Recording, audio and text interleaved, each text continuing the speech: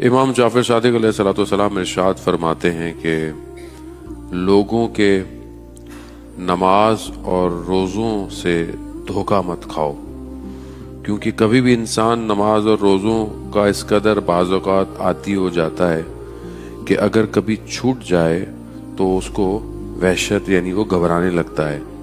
लोगों के कौल की सदाकत और अमानत की अदायगी से लोगों को पहचानो। तो ये बहुत इम्पोर्टेंट है कि इंसान जो है वो अपने किरदार से, अपने अखलाक से पहचाना जाता है। नमाज रोज़ा अपनी जगह डेफिनेटली इम्पोर्टेंट है और उसके असरात इंसान की ज़िंदगी के ऊपर भी इम्पेक्ट होते हैं, लेकिन अगर इंसान नमाज पढ़ता हो, इबादत करता हो और उसका अखलाक अच्छा ना हो, उसका किरदार अच्छा ना हो, तो प्रॉब्लम है। और ये सारी चीज़ें इंसान की शुरू होती हैं उसके घर से, उसकी फैमिली से, क्योंकि सबसे बड़ा इंस्टीट्यूट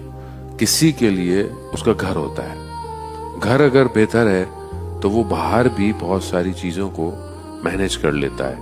लेकिन अगर घर अच्छा ना हो और बाहर चीज़ें बहुत अच्छी हों तो फिर आप इंसान ऑटोमेटिक घर के अंदर तरबियत